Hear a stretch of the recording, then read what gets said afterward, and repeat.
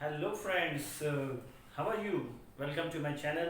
I am Sunil Gadekar, your teacher, and today we are here on page number 9 of 7th standard English. So today we are going to see the parts of speech. You might have heard about the noun, pronoun, adjective, adverb, and other different types of speech. मराठीमध्ये तुम्ही ऐकलं असेल नाम, सर्वनाम, विशेषण, क्रियापद आणि 3-4 total 8 प्रकारचे हे पार्ट्स ऑफ स्पीच प्रत्येक लँग्वेजमध्ये असतात. तर आज आपण तेच शिकणार आहोत. Today we are going to learn the poem. First of all we shall sing the poem. First I will read in the rhythmatic way, and after that we will sing a poem. Okay? Yes. So I will read in rhythmatic manner. Okay? Yes. The parts of speech.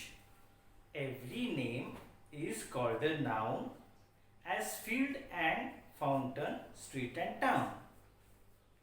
In place of noun, the pronoun stands, as he and she can clap their hands. The adjective describes a thing as magic wand or bridal ring. The verb means action, something done. The to read and write, to jump and run. How things are done, the adverb tells, as quickly, slowly, badly, well. The preposition shows relation, as in the street or at the station. Conjunction join in many ways sentences, words, or phrase and phrase. The interjection cries out hard, I need an exclamation mark. Through poetry, we learn how each of these make up the parts of speech. Author is unknown. Now, let's sing the poem. The parts of speech. Every name is called a noun, as field and fountain, street and town. In place of noun, the pronoun stands, as he and she can clap their hands. The adjective describes a thing, as magic wand or bridal ring. The verb means action, something done, to read and write, to jump and run. How things are done, the adverb tells, as quickly, slowly, badly, well. The preposition shows relation, as in the street or at the niche station. Conjunction join in many ways, sentences, word or phrase and phrase. The interjection cries out hark, I need an exclamation mark, I need an exclamation mark. Through poetry we learn how each of these make up the parts of speech. So that was the singing. So I will not repeat. You will have to read. If you listen 3-4 times, definitely I assure you that you may learn the poem. So let's come to the explanation. चला तर मग आता जाऊयात आपण आपल्या parts of speech कडे. There are total 8 parts of speech. Total एकूण 8 parts of speech आहेत. गौतम बुद्धांनी सांगितलेले अष्टांग मार्ग तुम्हाला ठाऊक असतील. तर 8 आपल्याला पार्ट्स ऑफ स्पीच आहेत, लक्षात ठेवा. किती? 8. Very good. कोणकोणते आहेत ते? चला तर पाहूयात.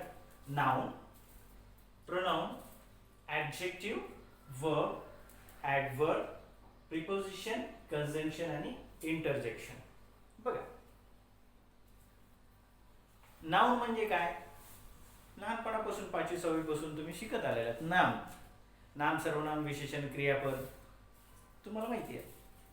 तर noun,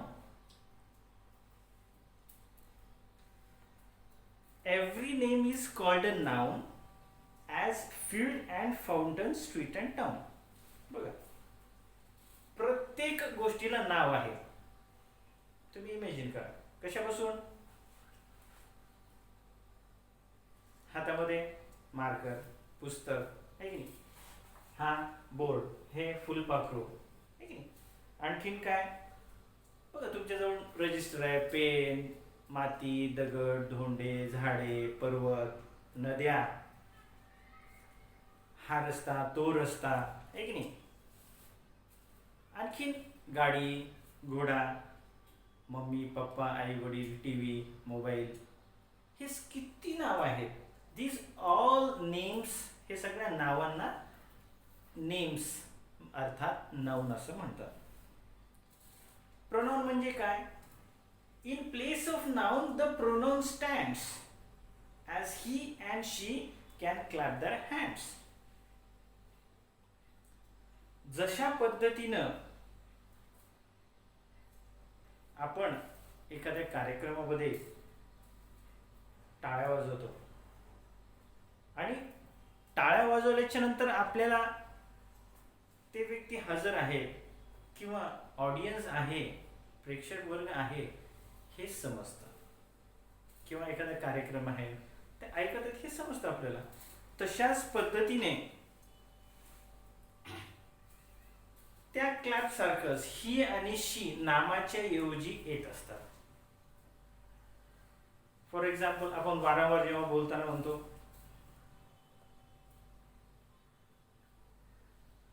Jayant is my friend, Jayant is very good, Jayant is smart, Jayant is this, Jayant is dash, असं बोरिंग वाटेल. आणि असं जर म्हटलं Jayant is a very good boy, he is a smart boy, he is very nice, he helps the needy. म्हणजे अगोदर स्टार्टिंगला जयंत लिहायचं आणि नंतर त्याचा उल्लेख जेव्हा जेव्हा होईल त्यावेळेला त्याच्या नावाच्या ऐवजी आपण ही वापरायचं.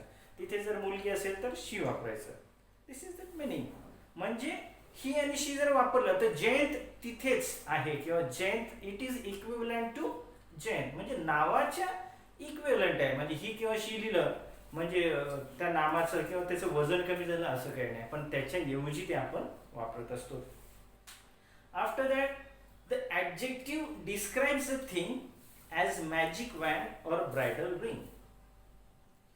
What does adjective do? Adjective काय करतं?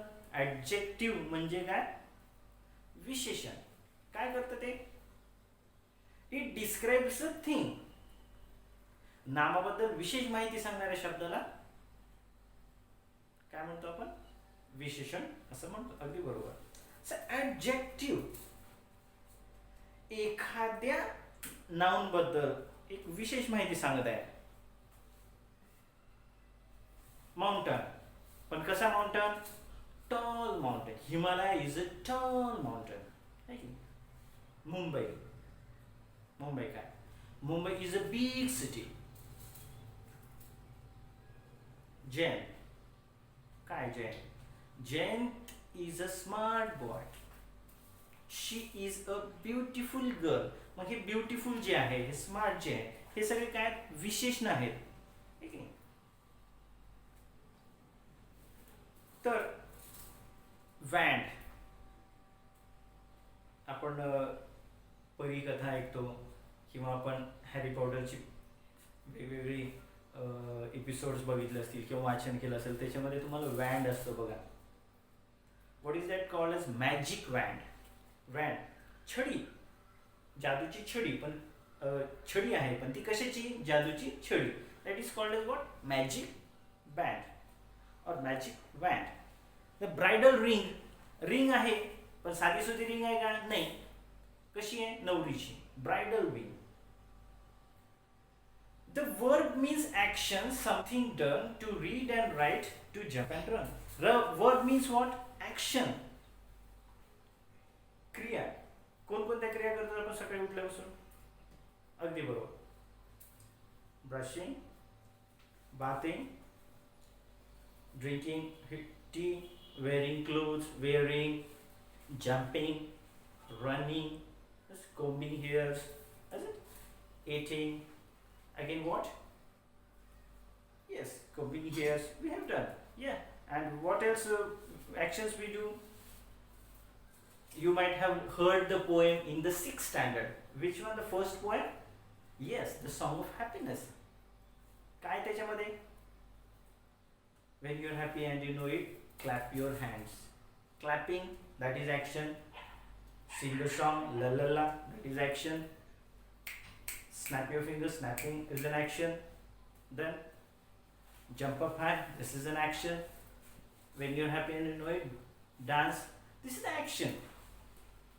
These are all what? Action words.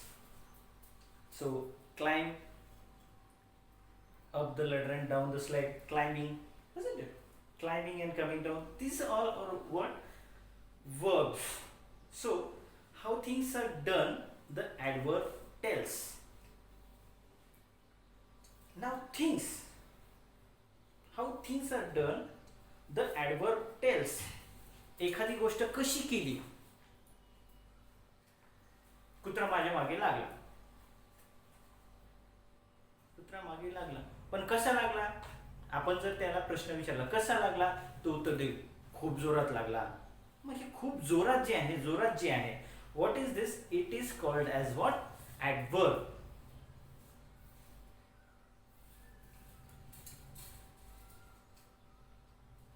आणखीन आपल्याला काय घेता येईल? गोगल गाई कशी चालते? गोगल गाई त्या बाळाच्या बारशाला कशी गेली होती? गोष्ट ऐकली असेल लहानपणी तुम्ही. कशी गेली होती ती? कशी चालत होती? स्लोली. कशी चालते ती गोगल गाय? स्लोली. आणि ससा कसा चालतो? How does rabbit runs? Fast. Isn't it? These all are as called as what? Adverbs. Quickly, slowly, badly, well. You have done well in the examinations. परीक्षेमध्ये खूप छान केलंस. कसं केलंस? खूप छान. चांगलं. म्हणजे क्रियेबद्दल सांगितलेलं असतंय. म्हणजे नाव, ऍडजेक्टिव्ह जे आहे कोणाबद्दल विशेष माहिती सांगतो? नामाबद्दल. है की नाही? Adjective tells important things about what? Nouns. And adverb tells something different or something special about what? Verbs. Correct. The preposition shows relation as in the street or at the station. Preposition shows relation. Preposition shows the position of a particular thing. Preposition काय करतं? Position सांगतं. काय? कशाची? हां, त्याचं दुकान कुठे आहे? In the street. कुठे? रोडवर किंवा त्या हायवेला. त्यानंतर कुठे आहेस तू आता? I am at the station. मी आता रेल्वे स्टेशनवर आहे. तसं where is the ball? Under the table. त्या बॉलची पोझिशन काय आहे? त्या चेंडूची पोझिशन काय आहे? टेबलाच्या खाली. Where is the notebook? On the table. On. Where is my purse? In the cupboard. Where is the chalk? In the box. हे जे ज्या त्या वस्तूंच्या पोझिशन सांगतात त्याला काय म्हणायचं? That is called as what? Preposition. In, on, in front of, behind, under, above. Isn't it? Where is the fan? Over. Isn't it? That is the preposition. And what is conjunctions? You might have heard the word junction. ऐकलं की नाही नाव? Junction. कोणतं? Bhusawal junction, Khandwa junction, मोठमोठे junctions आहेत. नाही की नाही? आपल्या इकडे मनमाड जंक्शन आहे. तर कंजंक्शन्स म्हणजे काय बघा? Conjunctions join in many ways sentences, words or phrase and phrase. Junction काय करतात? त्या जंक्शनच्या ठिकाणी तिथून खूप साऱ्या ठिकाणी रेल्वे जातात. समजा मनमाड घेतलं, तिकडून औरंगाबादकडे, नांदेडकडे एक रूट जातो, त्याच्यानंतर मुंबईला एक, त्याच्यानंतर इकडे खंडवा साईड. आणखी म्हणजे जे जंक्शन्स असतात तिथे खूप सारे फाटे फुटतात. म्हणजे आणि फाटे फुटतात आणि खूप साऱ्या गाड्या तिथे एकत्रित येतात सुद्धा. That is called as what? Junction. म्हणजे जोडणारं, दोन शहरांना जोडणारं किंवा दोन वेगवेगळ्या लाईनींना जोडणारं ते असं काय आहे? जंक्शन. म्हणजे तिथे रेल्वे गाड्यांचे डब्बे चेंज होतात. म्हणजे इंजिन बदलतं. म्हणजे आपल्याला कधी तर वाटतं की आपण इकडूनच आणून इकडे कसं काय चाललो, तर आपला ट्रॅक बदललेला असतो. तर वेगवेगळ्या गोष्टी तिथे जुडलेल्या असतात. तर कंजंक्शन काय करतं, it joins in many ways sentences जोडतं. काय करतं ते, सेंटेन्स. जंक्शन काय करतं, दोन स्टेशन जोडतं. कंजंक्शन काय करतं, दोन सेंटेन्सेस जोडतं. ओके. आणखीन काय करतं, what does it do, words पण जोडतं आणि फ्रेज पण जोडती. पण हे सगळं करत असताना ते दोन शब्दांचा वापर करत असतं. कोणते शब्द दोन महत्वाचे, ऑर आणि अँड. कसं, सेंटेन्सेस कसं, वर्ड्स कसं, फ्रेज कसं. Ram and Shyam went to the garden. दोन शब्द जोडले. ठीक आहे. After that sentence, she should cry or she will die. What is the sentence, she should cry. हे सेंटेन्स कशाला जोडलेले आहे, she should cry or she will die. बघा, तिनं रडलं पाहिजे, नाही तर ती मरेल. एक घटना घडलेली होती आणि दॅट स्टोरी की युद्धामध्ये युद्धभूमीवर युद्ध चालत होतं त्यावेळेला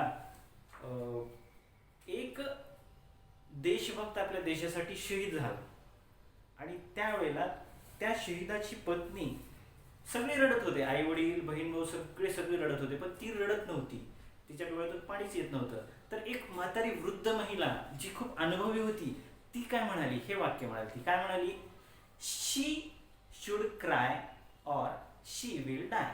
ती जर रडली नाही तर ती काही होऊ शकतं. Isn't it?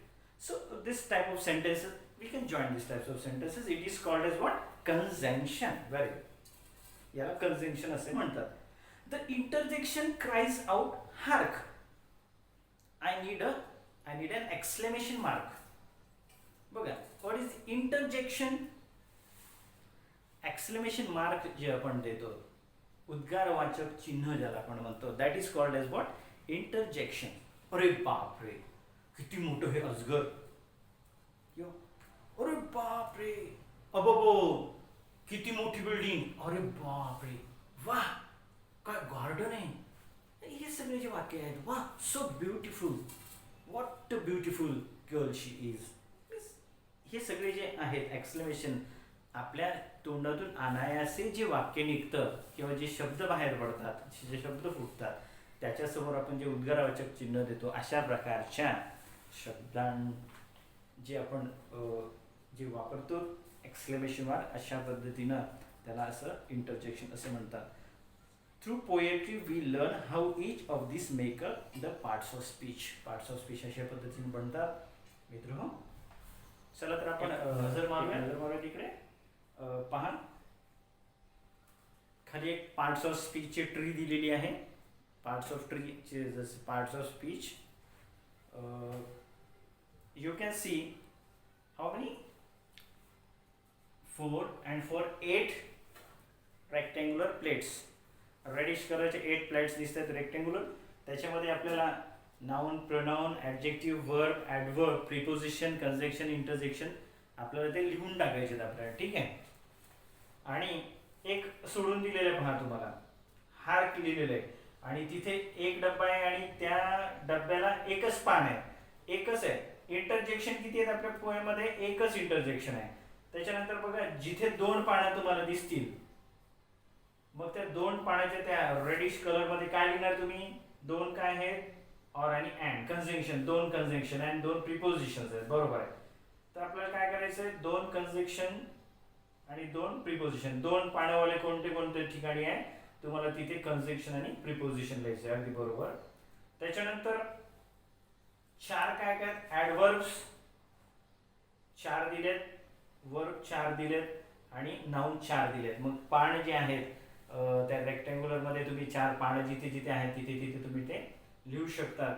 आणि 2 ॲडजेक्टिव्ह आहेत, तर तुम्ही 2 लीव्स जिथे आहेत तर त्या ठिकाणी तुम्ही काय लिहू शकता, ॲडजेक्टिव्ह, बरोबर. तर अशा पद्धतीने समजलं मुलांना कसं वाटलं लेसन तुमचा. जरूर लाईक, कॉमेंट आणि शेअर करा व्हिडिओ आणि सबस्क्राईब करा आपलं channel Sunil Gadekar for English. Thank you very much.